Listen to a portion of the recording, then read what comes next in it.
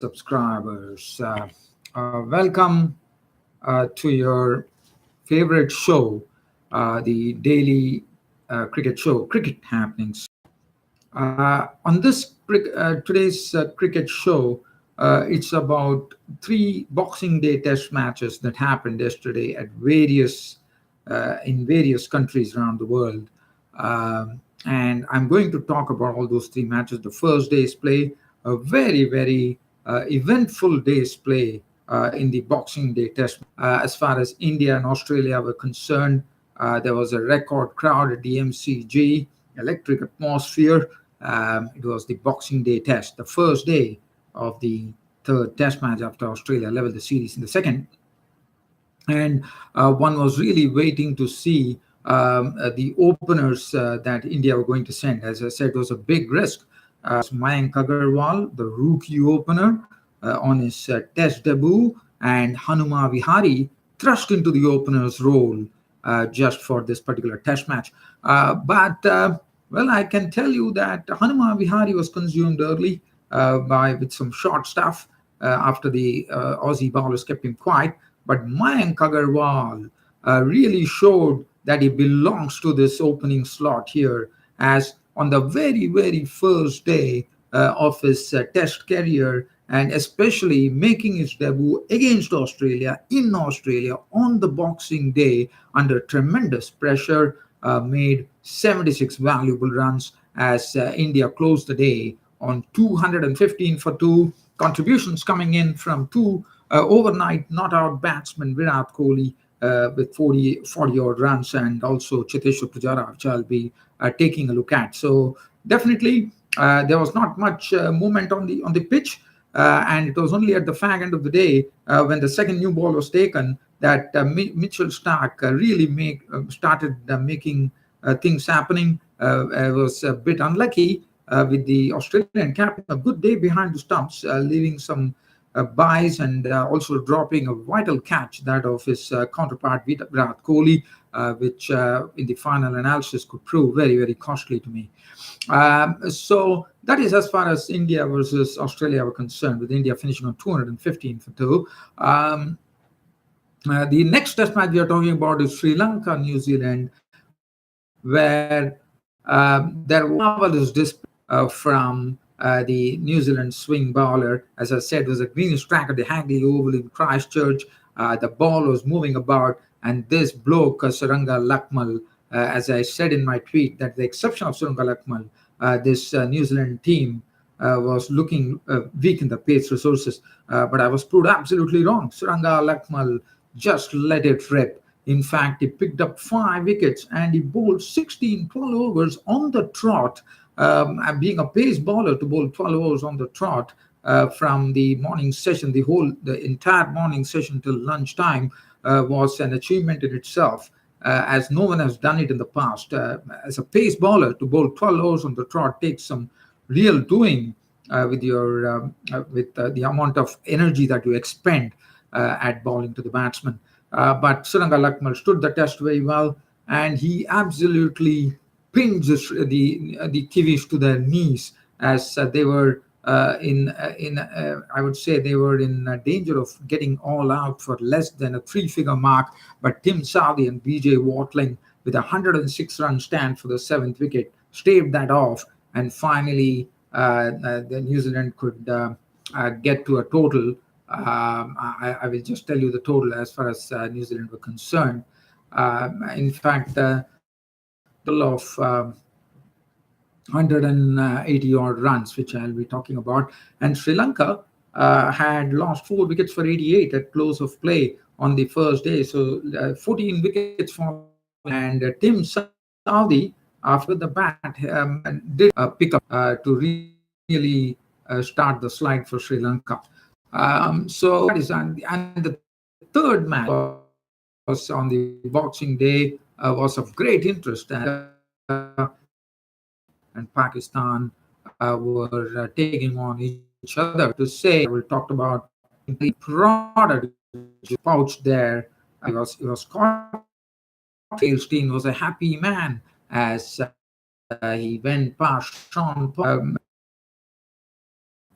422 test victims, and now it is number 422 as opposed to that was a sort of a big miss for them. But one did not, did not give them the feel of Philander, or probably gave the feel of Philander, none other than Duan Olivier. What a spell of bowling from Olivier, using the short ball to good effect, and Pakistan down. Even picking up his maiden 5-wicket haul in Test cricket as he picked up 6 wickets to sink the Pakistanis to 181, and Pakistan hit back end of the day when South Africa reduced to 127 for 5. So 15 wickets falling. So as I said, so even barring the India-Australia match, there have been wickets have been going like a spate of wickets have gone by on the first day of Boxing Day Test matches, and South Africa first up when D doubled a full-length delivery of it. So, and now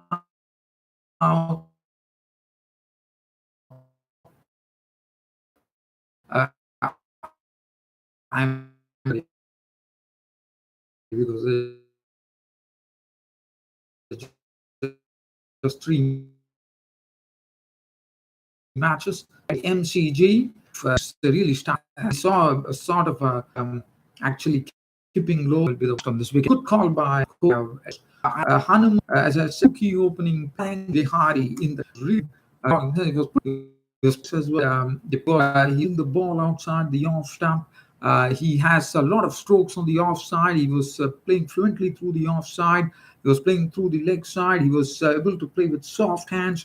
He was able to get the ball on the leg side. He was able to play the ball off his hips just very well. He was really watching the ball till the last moment and allowing the ball to just drop away and just drop and drain away from the bat.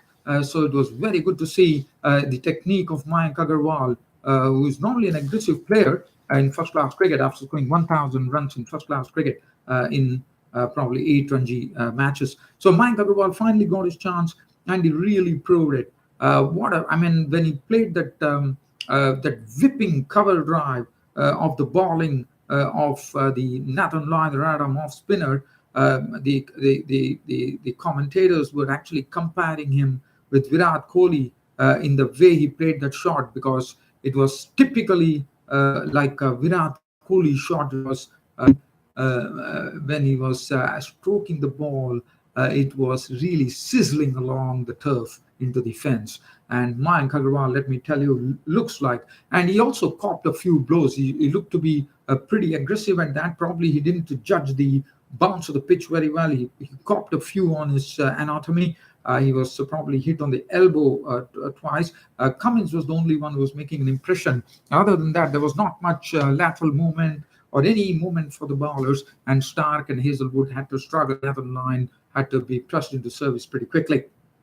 And finally, Hanuma Vihari definitely has the fallibility against the short ball, which he has to definitely iron it out, as he was tested with some short stuff. And finally, Cummins was the man who gave him an unplayable delivery, as Vihari to take the eyes of the ball taking the shoulder of the bat, and Finch at slips actually moving back and picking up a good catch. So Vihari was gone, caught Finch ball Cummins for 8 after scratching for 66 deliveries. Great occasion for Mayank Agarwal, and Mayank Agarwal got this bloke, Mayank Agarwal. So he probably is keeping his spot in the whole series with the final Test match coming up.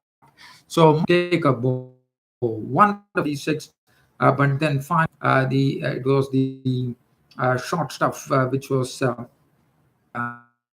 Not a worry, I would say, but definitely he has to really work it out. And Cummins as the best bowler today from the Aussie side. from the Aussie team, and he was the one. He picked up the wicket. Mayank Agarwal, when Mayank Agarwal got a ball on the onside, on the leg stump, he tried to hips and to pain. Mayank Agarwal's wicket was gone. Finally, we saw Pujara grinding it out, Virat Kohli coming in, and as I said, movement in the pitch at all. But one saw that when the second new ball was taken, suddenly started making things happening. But as I said, and as stumps were drawn for the day, Pujara was not out on 68 with six boundaries. Virat Kohli was not on 47 with six boundaries. As the Aussies, India, closed the first day of the boxing at 215 for two. The bowling, Mitchell Starc, 16 over 6 minutes, none for 32. Was trifle unlucky there, not to get the wicket of Virat Kohli. Hazelwood, 18 over 6 minutes, none for 45. Used the short stuff very well. Nathan Lyon, 21 over 4 minutes, none for 59. The Indian batsman took the attack to Nathan Lyon today. And Cummins, 19 over 6 minutes, 2 for 40 was the pick of the bowlers, who definitely tried to extract some light of the pitch. And Mitchell Marsh, 15 overs, 3 minutes, 23, also did a good job. Now, just talking about Mayank Agarwal, the way he got out. Now, this was a shot and angled into Agarwal. He was looking for a dab, but the ball was actually rising. Not get on top of the end of Mayank Agarwal. And as I said, India, their scoring rate would have been pretty slow. But now, talking about the versus New Zealand, we assume would be a sad New Zealand but one would not say that it was entirely due to the pitch. Of application from the New Zealand batsman probably doomed here, were bowled out for with Surang of actually bowling 12 overs, 12 over shot, and picking up six TV wickets. Now that is something that is something which has never happened. I mean, probably pace bowler. To see coming in and picking up six wickets and bowling 12 overs on the trot in the morning session till the luncheon interval. As I said, the lack of application and batsmen. But not taking any credit away from took some wickets. One was Henry Nicol, where the ball actually shaped in, and also the other is there's also Tam Latham's wicket was something well earned. But other than that, I thought Suranga Lakmal definitely bowled well. New Zealand were bowled out for 178. They had only there was Tim Saudi with 63 and BJ Watling. They runs for the seventh wicket, which took the New Zealand to 78 all out, at least some matter of. And as the first close of play at 88 for 4, with Tim Saudi actually picking up the wickets. Tim Saudi, as in the first test, New Zealand were ball out for 178. They by picking up four for a remaining in the innings. So that is as far as the second test. We're talking the Boxing Day test. The first day is play between New Zealand and Sri Lanka. Versus South Africa, which that was another like the Sri Lanka New Zealand game, where the Pakistanis were bowled out for 181, and it was first Dave Steyn actually picking up his the record wicket to become the highest wicket taker for South Africa, breaking the former great all-rounder Sean Pollock's and now the cricket commentator Sean Pollock's record. But the main damage was done by Duan Olivier. He used the short ball to good effect, and the Pakistani batsman was sitting ducks for Duan Olivier. Sean Masood today playing another blow for Pakistan, that Haris Sohail, who's normally a very good compact player, could not get in at the last moment due to injury, and Shan Masood took his place. But Shan Masood contributed only 19 as got his stump. Azhar Ali 36. But the man who offered a great resistance was that real future player for Pakistan, Babar Azam. What an innings from Babar Azam!